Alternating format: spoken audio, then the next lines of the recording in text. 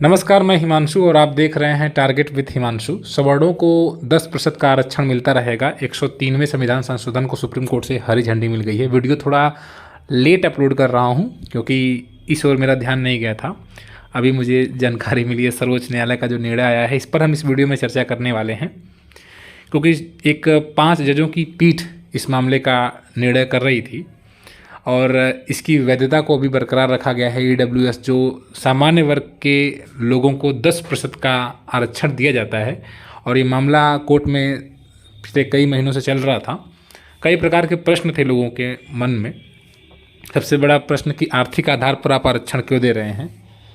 जब से ये आरक्षण लागू हुआ था 10% जो सामान्य वर्ग के लोगों को आरक्षण मिल रहा है, उसी समय से ये कोर्ट में अलग अलग न्यायालयों में, हाई कोर्ट्स में और सुप्रीम कोर्ट तक फिर मामला लास्ट में गया और अभी यहाँ फाइनली डिसाइड हो गया है। हरी झंडी मिली है, यानी कि सुप्रीम कोर्ट ने उन सभी प्रश्नों का जवाब दे दिया है। हालांकि इसमें 3 जज सहमत थे और 2 जज असहमत थे, जिसमें आपके मुख्य न्यायाधीश UU ललित जी भी असहमत थे। यानी कि उन्होंने यह माना कि यह संविधान जो बेसिक स्ट्रक्चर है, जब संविधान संशोधन है, उसको संविधान के बेसिक स्ट्रक्चर को मतलब वायलेट करता है।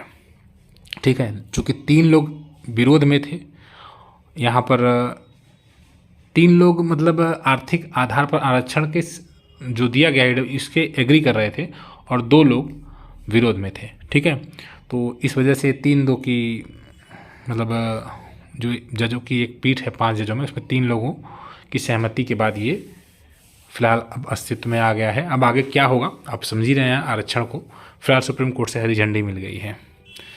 इसमें प्रश्न यह भी था कि SC ST या OBC अभ्यर्थियों को बाहर क्यों रख दिया गया, यानी आर्थिक आधार पर आरक्षण सिर्फ कुछ विशेष लोगों को ही क्यों दिया जा रहा है, यानी कि सवर्णों को ही क्यों दिया जा रहा है।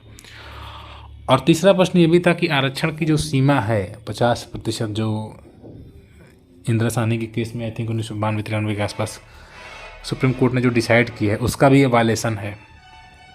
ठीक है, तो अभी ये प्रश्न था और इसी वजह से अलग अलग न्यायालयों में और ये मामला चल रहा था। लास्ट में सुप्रीम कोर्ट में मैंने बताया आपको फाइनल हुआ।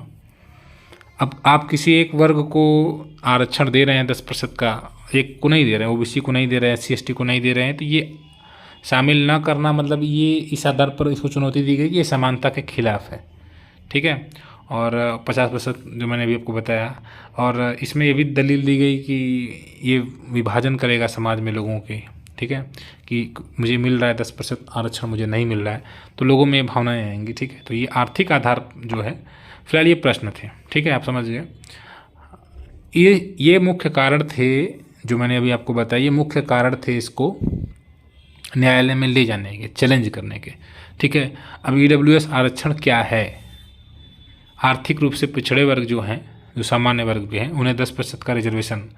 इसमें क्या किया गया था कि जो संविधान का अनुच्छेद 15 है, उसमें आर्टिकल मतलब एक बढ़ा दिया गया था, अनुच्छेद 15(6) और अनुच्छेद 16 जो अवसर की क्षमता है, उसमें भी नई चीज़ उन्होंने बढ़ा दी थी। और जो आपका फंडामेंटल राइट्स है उसको थोड़ा सा इन्होंने बढ़ाया था। उसमें क्या था कि सरकार ने आर्थिक रूप से कमज़ोर वर्गों के लिए विशेष प्रावधान करना है सरकार ने, सरकारी नौकरी वगैरह में। ठीक है, तो दूसरी चीज़ इन्होंने ये मतलब आपने समझा कि जो हमारा फंडामेंटल राइट्स है उसको इन्होंने बढ़ाया थोड़ा सा, मतलब उसमें सामान्य वर्गों के लिए जोड़ दिया। और आरक्षण की जो ऊपरी सीमा है, जब अभी आप टोटल देख रहे थे, वो 50% से बढ़ जाएगा कहने का मतलब। तो सरकार ने अपनी दलील दी है कि 50%, ऐसा नहीं है कि 50% फिक्स ही है और 50% से आगे नहीं बढ़ा सकता। सरकार ने कहा कि ये ऊपरी सीमा है, इसको बढ़ाया जा सकता है। ठीक है, इन्होंने आरक्षण को निजी संस्थानों पर भी लागू किया है। ठीक, और इसमें ये भी है कि ये SC ST या OBC को नहीं इसमें आरक्षण मिला है। जो EWS आरक्षण है सिर्फ सामान्य वर्ग को मिल रहा है। ठीक है, अब उसका क्या मापदंड है। मापदंड ये है कि आपके पास 5 एकड़ से कम ज़मीन होनी चाहिए, आवासीय भूखंड आपका 200 यार्ड से कम होना चाहिए, आपकी पारिवारिक आय 8 लाख से कम होनी चाहिए। तो 8 लाख, तो अगर कोई सरकारी शिक्षक है तो वो भी 10% का आरक्षण ले सकता है, क्योंकि उसकी सैलरी अगर 50,000 के आसपास है तो 6 लाख ही उसकी सैलरी होगी, तो वो भी आरक्षण ले लेगा 10% का। ठीक है, यानी वो भी आर्थिक रूप से पिछड़ा हो जाएगा। अब आप समझ लीजिए, ये मापदंड है, अनारक्षित वर्ग का अभ्यर्थी होना चाहिए। ठीक है, इसमें अब आप कहेंगे न्यायालय में चुनौती क्यों दी गई, तो मैंने जैसा कि आपको बताया कि जब ये पारित हुआ उसी समय तमाम प्रकार के प्रश्न उठे। सामाजिक उत्थान के लिए आरक्षण, अभी आरक्षण क्यों दिया गया, आरक्षण की दलील क्या दी गई थी, आप उसको अगर गहराई से पढ़ेंगे समझेंगे, या लोगों के जो अपने विचार हैं उसके हिसाब से लोग कहते आए हैं कि सामाजिक उत्थान के लिए, यानी कि सामाजिक रूप से जो बहुत से पिछड़े लोग हैं उनका प्रतिनिधित्व नहीं मिल पाया लोकसभा, विधानसभा और अन्य गवर्नमेंट सेक्टर्स में, तो उन्हें जो सामाजिक रूप से काफ़ी कुचले दबाए गए हैं उन लोगों को आगे लेकर आना, मुख्य धारा में जोड़ना, ये उद्देश्य था। सामाजिक स्तर पर प्रतिनिधित्व हो, और ये लोगों ने सोचा कि ईडब्ल्यूएस कोटा जो आरक्षण के मूल उद्देश्य के खिलाफ है, आरक्षण आर्थिक आधार पर नहीं दिया गया था, ठीक है। तो इसलिए इन्होंने ये कहा कि आरक्षण, देखिए ये लोगों के अपने विचार हैं, मैं आपको वही बातें बता रहा हूँ, ठीक है। इसलिए ये मेरे व्यक्तिगत विचार नहीं है, इसलिए आप मुझ पर कोई नाराज़गी मत व्यक्त करिएगा। मैं अपनी बातें नहीं कह रहा हूँ, मैं आपको वो दलीलें दे रहा हूँ जिसके आधार पर इसे चुनौती दी गई थी न्यायालय में, ठीक है। न्यायालय में चुनौती दी गई, ये बात न्यायालय में कही गई कि भाई सामाजिक व्यवस्था, सामाजिक उत्थान के खिलाफ है। सामाजिक स्तर पर मतलब देखा जाए तो जो आरक्षण रहा है वो आर्थिक आधार पर कभी नहीं रहा है, जो लोग पिछड़े रहे हैं उनके लिए रहा है। तो ये तमाम प्रकार के प्रश्न न्यायालय के सामने रखे गए। अब न्यायालय में ये बात कही गई कि केवल सवर्णों को इससे लाभ होगा, बाकियों को क्यों नहीं लाभ मिल रहा है 10% का आरक्षण, तो आप सबको दे सकते हैं। समानता और जो सामाजिक न्याय की बात होती है तो सभी के लिए बराबर होनी चाहिए। न्यायालय में भी कहा गया कि संविधान के मूल ढांचे का उल्लंघन हुआ है, क्योंकि संविधान ने सुप्रीम कोर्ट ने केशवानंद भारती मामले में कहा था कि बेसिक स्ट्रक्चर का वायलेशन नहीं करेंगे आप, यानी कौन, सरकार। अब प्रॉब्लम यह है कि हमारे संविधान में कहीं भी बेसिक स्ट्रक्चर को परिभाषित नहीं किया गया है। ये नहीं कहा गया कि भैया ये आपका बेसिक स्ट्रक्चर है, ठीक है। ये काम भी सुप्रीम कोर्ट को ही करना है, यानी सुप्रीम कोर्ट को डिसाइड करना है कि मूल ढांचे में परिवर्तन हो रहा है नहीं हो रहा है, सरकार अपनी विधि से कर रही नहीं कर रही है। तो ये भी चीज़ें हैं।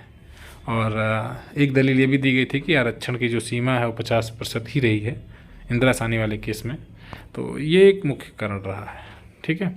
फिलहाल अब इन सब के बाद सरकार ने अपना पक्ष दिया कि ये किसी के आरक्षण का हनन नहीं कर रहा है, किसी के अधिकारों का हनन नहीं कर रहा है। जो 10% का आरक्षण दिया जा रहा है सामान्य वर्ग को, वो SC ST या OBC को मिलने वाले आरक्षण से अलग है, उस पर इसका कोई प्रभाव नहीं पड़ा। 50% ये सरकार की दलील है, ठीक है। 50% आरक्षण की जो सीमा है वो ऐसा नहीं है कि 50% एकदम फिक्स है, आप उसको बढ़ा सकते हैं, ठीक है। विशेष परिस्थितियों में 50% से अधिक आरक्षण को बढ़ाया जा सकता है, ठीक है। और इन्होंने कहा कि भैया अब ये तो कोर्ट डिसाइड करेगा ना कि संविधान की मूल जो संरचना है उसका उल्लंघन हो रहा है नहीं हो रहा है। फिलहाल निष्कर्ष के रूप में इन्होंने कहा है कि ये सही है, कोर्ट ने इस बात को माना है कि संविधान संशोधन जो हुआ है वो बिल्कुल सही है, गलत नहीं है। आर्थिक रूप से भी पिछड़े वर्ग जो है उनका उत्थान होना चाहिए। फिलहाल अब जो प्रश्न था उसका उत्तर तो ये है कि मूल संरचना का जो बेसिक स्ट्रक्चर उल्लंघन नहीं किया गया है और कानून इसी तरह बरकरार रखेगा। फिलहाल ये बरकरार रहेगा, ये फिलहाल सुप्रीम कोर्ट से फाइनल डिसीजन हो ही चुका है, ठीक है। अब ये मतलब मैटर था पूरा, ठीक है। तो आई थिंक आपने समझ लिया होगा ये पूरा आर्थिक आधार पर जो आरक्षण है 10% का, ये क्या है और इसमें क्या प्रक्रियाएं हैं, ठीक है। तो मिलते हैं फिर नेक्स्ट वीडियो में कुछ और सूचनाओं के साथ। Good bye.